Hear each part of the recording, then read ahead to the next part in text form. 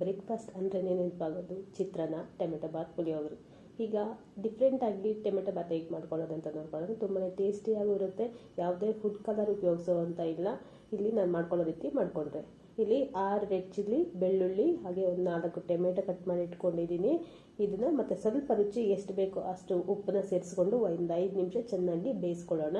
ಈ ರೀತಿ ಮಾಡ್ಕೊಳ್ಳೋದ್ರಿಂದ ನಾವು ಯಾವುದೇ ಫುಡ್ ಕಲರ್ ಯೂಸ್ ಮಾಡೋಂಗಿಲ್ಲ. ಟೊಮೆಟೊ ಬಾತ್ ನ್ಯಾಚುರಲ್ ಆಗಿ ರೆಡ್ ಆಗಿ ಬರುತ್ತೆ, ಟೇಸ್ಟಿಯಾಗೂ ಬರುತ್ತೆ. ಈ ರೀತಿ ಬಾಡಿಗೆ ಮೆಣಸಿನ್ಕಾಯಿ ಉಪಯೋಗಿಸ್ಕೊಂಡು ಮಾಡ್ಕೊಳ್ಳೋದ್ರಿಂದ ಟೇಸ್ಟು ತುಂಬ ನ್ಯಾಚುರಲ್ ಆಗಿ ಇರುತ್ತೆ. ಸೊ ಈ ರೀತಿ ಒಂದ್ಸಲ ಟ್ರೈ ಮಾಡಿ ನೋಡಿ. ಒಂದು 5 ನಿಮಿಷ ಬೇಯಿಸ್ಕೊಂಡಿದ ನಂತರ ಈ ಟೊಮೆಟೊದ ಮೇಲಿರೋ ಸಿಪ್ಪೆನ ತೆಗೆದುಬಿಡೋಣ. ಸ್ವಲ್ಪ ತಣ್ಣಗಾದ ನಂತರ ಇದನ್ನು ಮಿಕ್ಸಿ ಜಾರಿಗೆ ಸೇರಿಸ್ಕೊಂಡು ಜಸ್ಟ್ ಪೇಸ್ಟ್ ಮಾಡಿಕೊಂಡ್ರೆ ಸರಿ ಹೋಗುತ್ತೆ. ತುಂಬ ಟೇಸ್ಟಿಯಾಗೂ ಇರುತ್ತೆ, ನೋಡೋದಕ್ಕೂ ಕಲರ್ಫುಲ್ ಆಗಿರುತ್ತೆ, ಮನೆಯಲ್ಲಿ ಆರೋಗ್ಯವಾಗೂ ತಿನ್ನಬಹುದು ಅಂತ ಹೇಳ್ತೀವಿ. ಈಗ ನೀಟಾಗಿ ಈ ರೀತಿ ಸಿಪ್ಪೆನ ಬಿಡಿಸ್ಕೊಳ್ತಾ ಇದ್ದೀನಿ. ಈಗ ಸ್ವಲ್ಪ ತಣ್ಣಗಾದ ನಂತರ ಮಿಕ್ಸಿ ಜಾರಿಗೆ ಸೇರಿಸ್ಕೊಂಡು ಗ್ರೈಂಡ್ ಮಾಡ್ಕೋಬೇಕು ಇದನ್ನು. ಸೊ ಈಗ ಇದನ್ನು ಪಕ್ಕಕ್ಕೆ ಇಟ್ಕೊಳ್ಳೋಣ. ಪೇಸ್ಟ್ ರೆಡಿ ಆದ ನಂತರ ಒಂದು ಕುಕ್ಕರಲ್ಲಿ ಮಾಡ್ಕೊಳ್ತಾ ಇರೋದ್ರಿಂದ ಇಲ್ಲಿ 2 ಟೇಬಲ್ ಸ್ಪೂನ್ ಆಗೋಷ್ಟು ತುಪ್ಪ ಸೇರಿಸ್ಕೊಳ್ತಾ ಇದ್ದೀನಿ. ಹಾಗೆ ಬೇಕಿದ್ರೆ ಎಣ್ಣೆನೂ ಸೇರಿಸ್ಕೋಬಹುದು. 2 ಟೇಬಲ್ ಸ್ಪೂನ್ ಎಣ್ಣೆ ಸೇರಿಸ್ಕೊಳ್ತಾ ಇದ್ದೀನಿ. 2 ಕಾದ ನಂತರ ಸ್ವಲ್ಪ ಸಾಸಿವೆ ಮತ್ತು ಸ್ಪೈಸಸ್ನ ಆ್ಯಡ್ ಮಾಡ್ಕೊಳ್ಳೋಣ. ಚಕ್ಕೆ, ಲವಂಗ, ಸ್ಟಾರ್ ಹೂ, ಪಲಾವ್ ಎಲೆ, ನಾವು ಸ್ಪೈಸಸ್ ಏನೇನು ಬೇಕು ಅದನ್ನು ಸೇರಿಸ್ಕೊಳ್ಳೋಣ. ಬೇಕಿದ್ರೆ ಸೋಂಪು ಕಾಳು ಸ್ವಲ್ಪ ಸೇರಿಸ್ಕೋಬಹುದು. ನಂತರ ಈರುಳ್ಳಿನ 2 ಕಟ್ ಮಾಡಿ ಇಟ್ಕೊಂಡಿದ್ದೀನಿ ಉದ್ದುದ್ದಕ್ಕೂ. ಇದನ್ನು ಸೇರಿಸ್ಕೊಂಡು ಸ್ವಲ್ಪ ಎಣ್ಣೆ ಚೆನ್ನಾಗಿ ಫ್ರೈ ಮಾಡ್ಕೊಳ್ಳೋಣ. ಯಾವುದೇ ರೈಸ್ ಐಟಮ್ ಆಗಲಿ ಬಾತ್ ಆಗಲಿ ಸ್ವಲ್ಪ ಆಯಿಲಲ್ಲಿ ಫ್ರೈ ಆದರೆ ತುಂಬ ಟೇಸ್ಟಿಯಾಗಿ ಬರುತ್ತೆ. 2 ಹಸಿ ಮೆಣಸಿನ್ಕಾಯಿನ ಸೇರಿಸ್ಕೊಂಡಿದ್ದೀನಿ. ಖಾರಕ್ಕೆ ಕಡಿಮೆ, ಯಾಕಂದರೆ ನಾವು ಈಗಾಗಲೇ ಮೆಣಸಿನ್ಕಾಯಿ ಬೇಯಿಸಿಟ್ಕೊಂಡು ಪೇಸ್ಟ್ ಮಾಡ್ಕೊಂಡಿರೋದ್ರಿಂದ ಖಾರ ಸ್ವಲ್ಪ ಕಡಿಮೆನೇ ಸೇರಿಸ್ಕೋಬೇಕಾಗುತ್ತೆ. ನಂತರ ಸ್ವಲ್ಪ ಗರಂ ಮಸಾಲೆ ಎಲ್ಲ ಸೇರಿಸ್ಕೊಳ್ಳೋದ್ರಿಂದ ಸ್ವಲ್ಪ ಖಾರ ಜಾಸ್ತಿ ಆಗಿಬಿಡುತ್ತೆ. ಹಾಗೆ ಟೊಮೆಟೊ ಒಂದನ್ನು ಕಟ್ ಮಾಡಿ ಇಟ್ಕೊಂಡಿದ್ದೀನಿ. ಇದನ್ನು ಸೇರಿಸ್ಕೊಂಡು ಚೆನ್ನಾಗಿ ಎಣ್ಣೆಯಲ್ಲಿ ಫ್ರೈ ಮಾಡ್ಕೊಳ್ತಾ ಇದ್ದೀನಿ.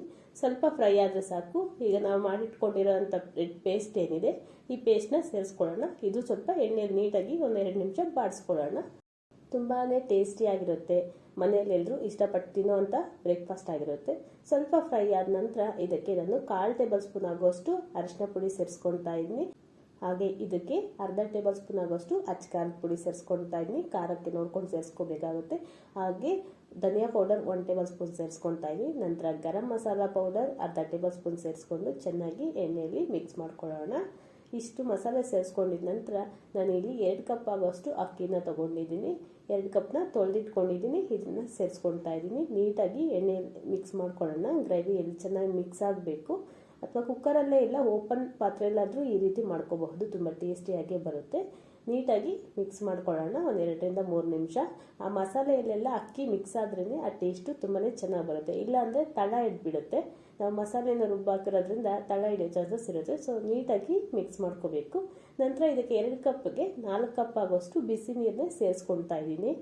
ನಾವು ಟೊಮೆಟೊ ಬೇಯಿಸಿರೋವಂಥ ನೀರು ಇರುತ್ತಲ್ಲ ಅದಕ್ಕೆ ಇನ್ನು ಸ್ವಲ್ಪ ನೀರು ಸೇರಿಸ್ಕೊಂಡು 4 ಕಪ್ ಆಗೋಷ್ಟು ನೀರು ಸೇರಿಸ್ಕೊಂಡು ಚೆನ್ನಾಗಿ ಮಿಕ್ಸ್ ಮಾಡ್ಕೊಳ್ತಾ ಇದ್ದೀನಿ. ಚೆನ್ನಾಗಿ ಸ್ವಲ್ಪ ಕುದಿ ಬಂದರೆ ಸಾಕು.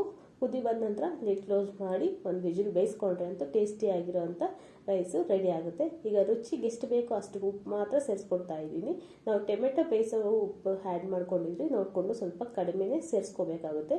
ಈಗ ಚೆನ್ನಾಗಿ ಕುದಿ ಬರ್ತಾ ಇದೆ. ಮೇಲೆ ಬೇಕಿರೋ 1 ಟೇಬಲ್ ಸ್ಪೂನ್ ಆಗೋಷ್ಟು ತುಪ್ಪ ಆದರೂ ಸೇರಿಸ್ಕೋಬಹುದು. ನಂತರ ಕಸೂರಿ ಮೇಥಿ ಸ್ವಲ್ಪ ಸೇರಿಸ್ಕೊಳ್ತಾ ಇದ್ದೀನಿ. ಚೆನ್ನಾಗಿ ಕುದಿ ಬರ್ತಾ ಇರೋವಾಗ ಇದನ್ನು ಲಿಡ್ ಕ್ಲೋಸ್ ಮಾಡಿಸ್ಕೊಳ್ಳೋಣ. ಮತ್ತು ಒಂದು ವಿಜಿಲ್ ಬೇಯಿಸ್ಕೊಂಡ್ರೆ ರೆಡಿಯಾಗಿರುತ್ತೆ. ತುಂಬ ಟೇಸ್ಟಿಯಾದ ಟೊಮೆಟೊ ಬಾತ್. ಮಕ್ಕಳು ಇಷ್ಟಪಟ್ಟು ತಿಂತಾರೆ. ಅಥವಾ ಲಂಚ್ ಬಾಕ್ಸ್ಗೆ ಏನಪ್ಪ ಮಾಡೋದು ಅಂತ ಜಾಸ್ತಿ ಲೆಕ್ಕಿಸ್ಕೊಳ್ಳೋ ಬದಲು ಇನ್ಸ್ಟೆಂಟಾಗಿ ಮಾಡ್ಕೋಬಹುದು. ಇದು ಯಾವುದೇ ಜಾಸ್ತಿ ಮಸಾಲೆ ರುಬ್ಬೋ ಅವಶ್ಯಕತೆ ಇಲ್ಲ. ಸೊ ಹಾಗಾಗಿ ತುಂಬಾ ಈಸಿಯಾದ ಟೇಸ್ಟಿಯಾದ ಬ್ರೇಕ್ಫಾಸ್ಟ್ ಟೊಮೆಟೊ ರೈಸ್ ರೆಡಿ ಆಗಿದೆ.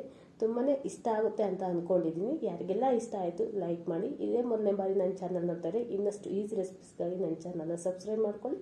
Thank you for watching.